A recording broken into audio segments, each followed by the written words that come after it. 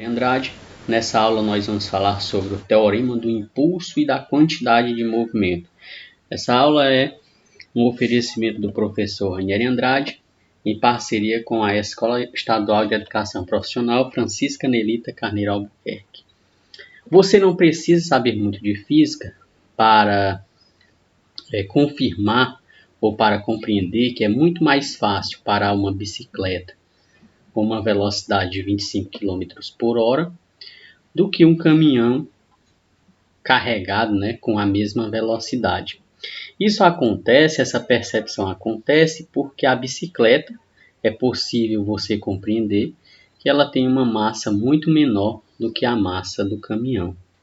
Por outro lado, se você perceber um caminhão com uma velocidade de 70 km por hora e um outro caminhão com a mesma massa, no entanto, com uma velocidade de 120 km por hora, você também consegue perceber que é muito mais fácil parar o caminhão que tem uma velocidade de 70 km por hora do que o caminhão que tem uma velocidade de 120 km por hora.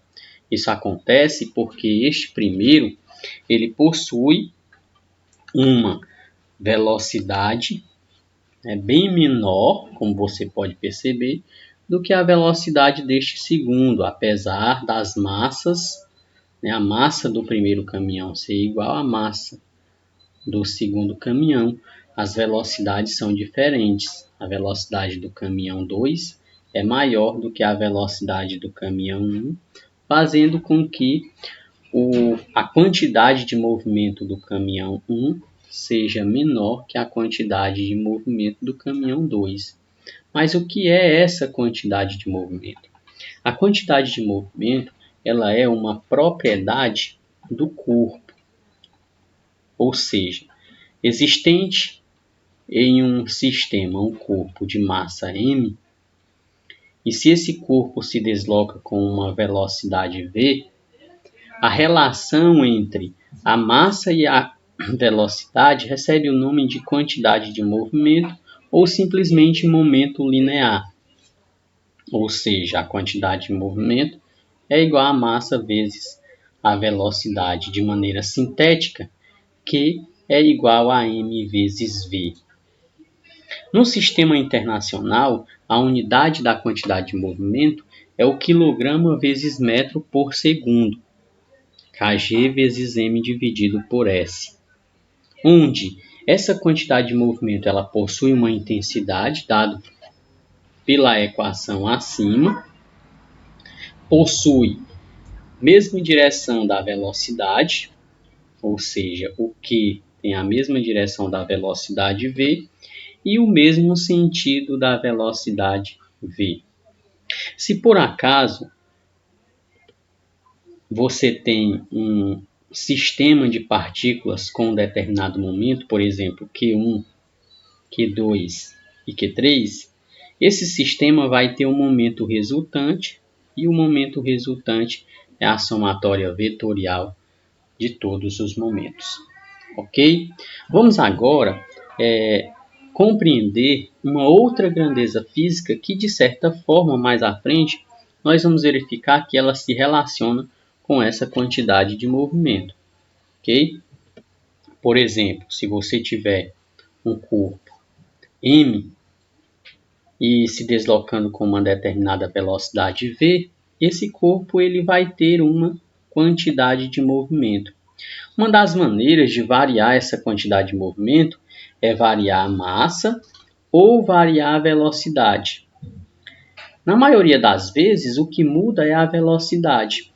O caso é que, para que essa velocidade mude, ou seja, quando a velocidade está variando, significa dizer que o corpo possui uma aceleração. E para existir uma aceleração, é necessário uma força resultante diferente de zero. Ou seja, sempre que uma força estiver atuando em um corpo de massa m por um determinado instante, esse corpo ele vai ser submetido a uma grandeza chamada de impulso. Por outro lado, quanto maior for essa quantidade de movimento, quanto maior for essa força aplicada ao corpo, maior será a quantidade de movimento. A relação entre a força e o tempo no qual essa força está atuando sobre o corpo recebe o nome de impulso. Ou seja, o impulso ele é igual à força vezes o tempo no qual a força ela fica em contato com o corpo durante o momento, o instante de aplicação da força de maneira sintética. I é igual a F vezes T, onde no sistema internacional o I tem como unidade, ou seja, o impulso tem como unidade o Newton vezes segundo, e esse impulso ele possui uma intensidade definido por essa equação, possui uma direção que é a mesma direção da força e possui um sentido que é o mesmo sentido da força. Isso, na verdade, esta equação é aplicada para situações em que essa força é constante. No entanto, em casos em que a força varia com o tempo, como você pode verificar aqui com esse gráfico, né? Uma variação da força com o tempo, ou seja, com o instante de contato da força ao corpo, você vai calcular esse impulso, ou seja, você vai definir esse impulso como sendo igual à área da região limitada pelo gráfico, isso numericamente. Essa área ela pode ser uma figura plana, regular ou não. Pode ser um quadrado, pode ser um triângulo, pode ser um retângulo ou um trapézio. Vai depender de como o gráfico esteja mostrando a relação entre esta força e esse intervalo de tempo. Então fique ligado. Para isso você precisa saber calcular a área de um quadrado, você precisa saber calcular a área de um triângulo, você precisa saber calcular a área de um retângulo e a área de um trapézio.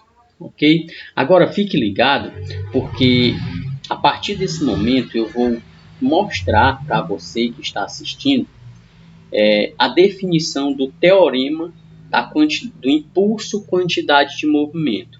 Ok? Isso vai ser feito de maneira extremamente teórica, de forma matemática. Então fique ligado para que você compreenda bem. Por exemplo, se existir uma força F atuante em um corpo, pela segunda lei de Newton, a força é igual à massa vezes a aceleração do corpo. No entanto, se você lembrar do teorema do impulso, ou seja, instantes atrás eu mostrei a equação que define o impulso de uma força. Ou seja, a força ela é igual ao impulso dividido pelo tempo. E a aceleração é igual à variação da velocidade pelo tempo, lá das equações da cinemática. Então, você tem, nesse caso, que o impulso dividido pelo tempo é igual à massa vezes a variação da velocidade dividido pelo tempo. Se cancelarmos o tempo nos dois lados da equação, o que vai surgir é o teorema do impulso quantidade de movimento, em que o impulso é igual à variação da quantidade de movimento, ou seja, massa vezes a variação da velocidade.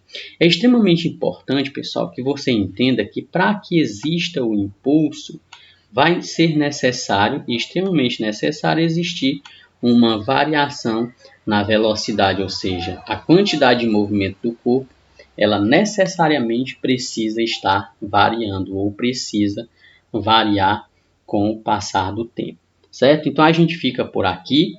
Ok?